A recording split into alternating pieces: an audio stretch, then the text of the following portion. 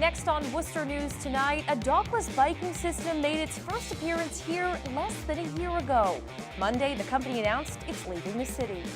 Plus, Worcester is in the running to win a big prize courtesy of JetBlue.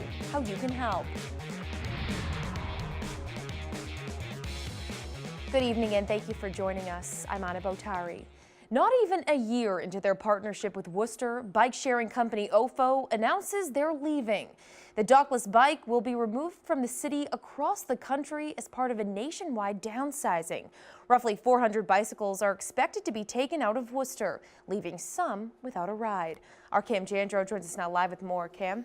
Anna, those bright yellow bikes became somewhat of a common sight throughout the city of Worcester in recent months. For some, it was a quick and convenient way to get from point A to point B, which is why when we told riders that the service was coming to an end, they were pretty upset. OFO will be putting the brakes on their relationship with Worcester. The bike-sharing company announcing they will be removing all of their dockless bikes in the near future. And for frequent riders like Charles OGUA, the news is disappointing. But I can just jump on the bike and be at work in 10 minutes. So now this is going to affect me a lot as far as getting to work on time. In a statement, OFO's Andrew Daly says, as we continue to bring bike share to communities across the globe, OFO has begun to prioritize operations in a number of successful markets, allowing us to continue to serve our customers at the high level of quality they have come to expect. OGUA says he's going to miss the convenience of using the bikes. And you just ride off. And you can leave it wherever you want, locked up, so you don't really have to be obligated to the bike. So it is a good service, you know what I mean? Miguel Camacho was riding an OFO bike in downtown Worcester Monday. Camacho uses the bike every day, but says he can see why the company might want to leave. I seen people they just like bang them. They start banging them with a piece of rock, taking the bike, spray painting them, breaking the parts. I don't see that right. Worcester was the second city in America to adopt the bright yellow bikes when OFO came in September 2017. For just $1 an hour, anyone was able to hop on for a ride. But now, they'll have to find different ways to navigate the city. Once if they eliminate, we could take the bus. I'm going to have to buy a bike. But for now, I'll just wake up on time and do the bus. Yeah, but I'm going to have to buy a bike. Now, OFO will be also removing some bikes from Lynn, Quincy, and Revere, Massachusetts. They have not yet listed a date for when they will begin those removals. Anna? Thanks, Cam. The Trump administration placing tariffs on steel and aluminum imports. It could benefit some businesses here in the Worcester area. David and Martha Hawley of Howard Products in Worcester say over the past year, prices of aluminum have risen about 20% and steel is up about 10 to 15%. They say across the board, while their pricing may be going up, they're going up overseas as well. So it means that the material coming in is going to be more in line with the domestic material. Cost-wise. Okay. So the domestic mills then are able to start increasing their prices a little bit and compete with the overseas. Anything which supports American workers, American industry is something we're very much for. We'll live with the little push and pull getting there, because when we get there, we'll be much better off. Howard Products are a sheet metal fabrication company. They perform 3D modeling, shearing, and laser cutting, to name a few services. They say they're supportive of the president's tariffs.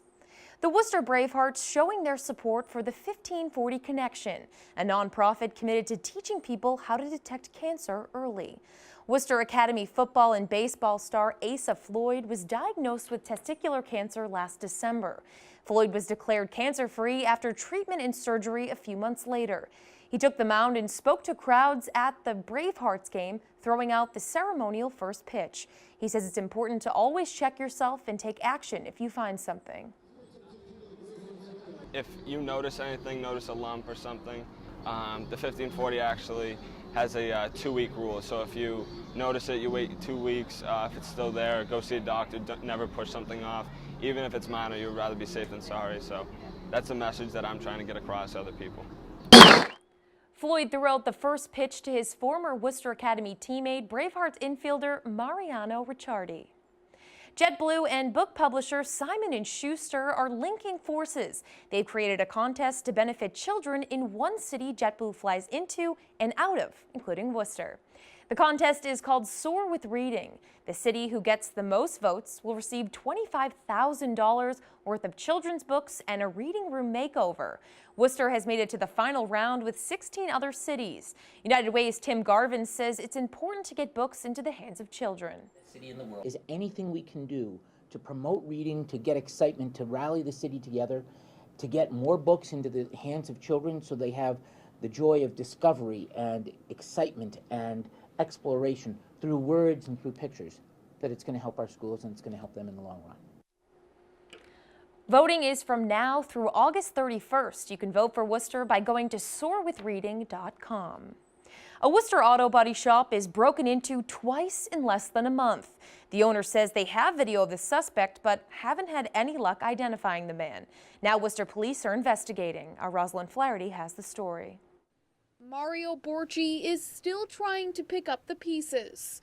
He says someone broke into his business on Shrewsbury Street last Friday. Trashed my whole office, knocked everything down, just made a mess. Borchi says someone stole $30,000 worth of tools and 2 cars. These pictures show the aftermath. They tried to steal the door in the middle, the car in the middle door, but there was a gray pickup parked in front of the middle door, and they didn't have the keys for it. They couldn't get the car out of the building. They left it running. Earlier this month, a thief was caught on surveillance video attempting to break into the same building by removing the air conditioner. It makes me just feel just down, you know what I mean? It's never happened before. I've been here for 45 years.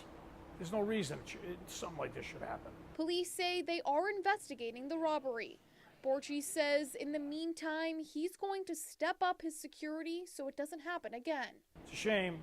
Rosalind Flaherty, Worcester News Tonight. The Ecotarium Museum of Science and Nature announcing its new president, Lucy HALE. The museum says HALE was chosen based on her experience as a nonprofit leader in the science, nature, and wildlife fields. She most recently served as executive director of the Trinity River Audubon Center in Dallas, Texas. In a statement, HALE says, "We have similar core values to cultivate natural curiosity and lifelong learners from an early age. It's thrilling to join this institution at an important time for education in the Worcester community as well as the Commonwealth." The Rutland Police Department says hello to the lip sync challenge. It's part of a nationwide trend challenging police officers and departments to lip sync to popular songs. Our Chandler Walsh has the story. Rutland police officers having some fun on the job. Hello. They posted a lip sync challenge video to the song Hello by Adele on Facebook Monday morning. It quickly became their most viewed post. It's definitely cool to see and cool to have the support behind it and people sharing it. Officers Cassidy D'Souza and Dominic Walker spent time filming and editing the video, but the lip syncing came natural to them. Every scene that we did was just one take straight through. We didn't have to re-record anything, which kind of helped. Rutland Police Chief Nick Monaco was on the fence about the idea. I said, I'm only going to post it if it's any good. And it was. The chief says he was impressed the officers did more than just sit in their cruiser. They even locked up a couple firefighters to help.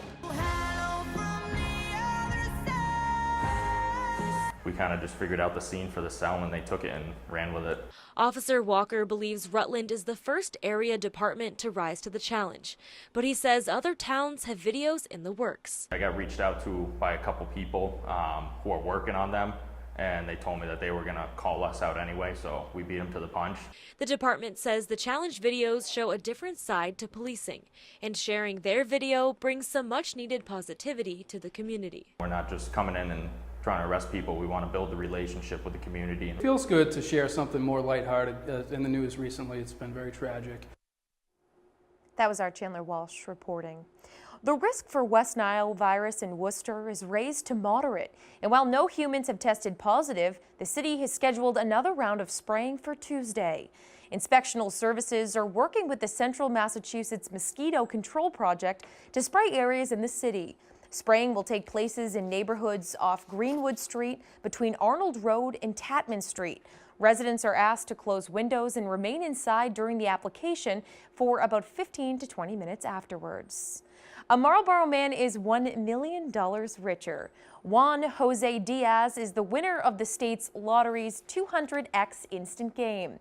Diaz chose the cash option and received a one-time payment of $650,000.